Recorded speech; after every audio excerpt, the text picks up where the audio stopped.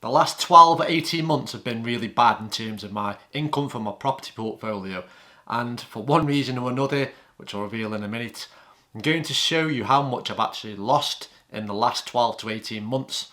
Now, previous to this, the previous years have all been fine. My properties have made good income from the rental. However, for some reason, the last 12 or 18 months, everything seems to have gone wrong, and I've actually lost quite a bit of money, which is pretty shit, to be honest. So I'm going to reveal what's happened and how much I've lost over this period. And I'm also going to share with you a very, very valuable lesson. Now, if you're a landlord or a property investor, or you're thinking of getting started, now this is a lesson that's going to save you a lot of problems, a lot of heartache, and hopefully a lot of money, because had I not done this, then I would have been in a really bad situation. So make sure you stick around to the end of this video. Hopefully you'll learn something from it, and you can also learn from my experiences. So from the 6 properties that I've got, 3 of them have caused me some problems in the last 12 months. So we'll start with the first one, we'll call it property 1. Now, last year, my tenants reported a lot of damp issues in the house.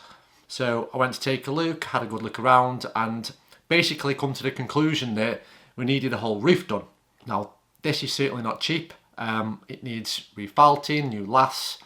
The whole thing needs doing because it's such an old house. There was water penetration and it was causing all this damp in the upstairs bedrooms, which was then feeding to the rest of the house, and it was causing a lot of problems. So this was the first kick in the teeth, and the cost of this was around £3,500. Now, unfortunately, just for having another kick in the teeth, the same property, during this same period, the boiler broke down and I had to have a new one installed, so that was about £1,300. So them 2 problems alone cost me around £5,000 during this period. Now that's more than I actually make on the profits during the 12-month period on that single property. So basically my whole profits for a year were wiped out. But never mind, we have other properties to fall back on. However, property number 2 had an issue with the rear back door and the window. So I had to have all that replaced. I had a new back door, new window in the bathroom, and all the sills done. And that cost me around £800. Not as bad as the first property, however, it's an £800 hit during the time where I wasn't having much luck with my other properties. So property number 2 cost me £800. Now moving on to property 3. Now this is the real fucking pain in the arse property. Last year, my tenants decided not to pay any rent for 3 months. So that immediately cost me £1,500. I managed to get the tenant evicted after a few other issues, which I won't go into. I then had to pay for the whole property to be redecorated and painted, which is about £300. Had to pay for new carpets throughout, which is about £650.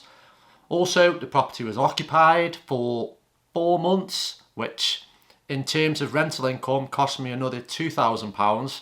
And during this time, because the property was empty, I had to pay council tax again, which was another £500 or £600. And I also had to replace the oven, which was £180. And you'll never guess what happened. How's this for luck? The boiler packed in.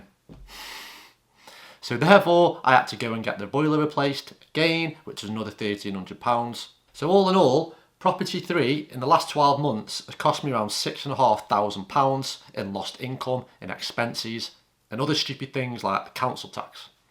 So as you can imagine, pretty pissed off. Previous years, this never happened. I went along steadily, made a nice income, and then all of a sudden, during the last 12 or 18 months, all this has just hit me at once.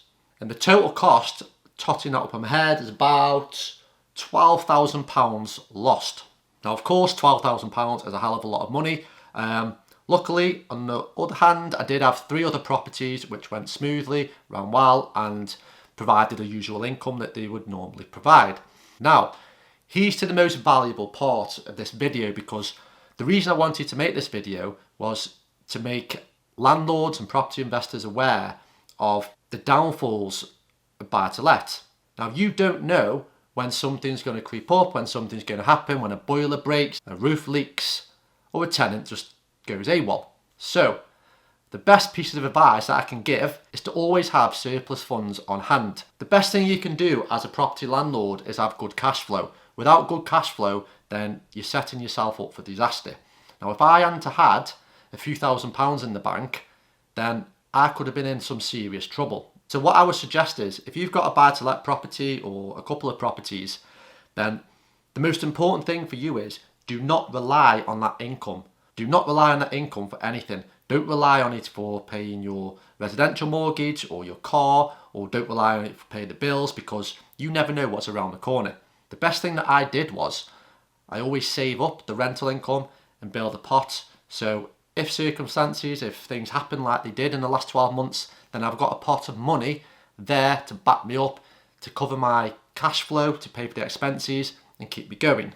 If, on the other hand, I just spent all of my rental income, I went on holidays with it, I used it to pay my bills and my credit cards and whatever not, I'd then be stuck in a situation where I've got a hefty bill of £3,500 for a roof or £1,300 for a boiler, and I wouldn't have the funds to pay it.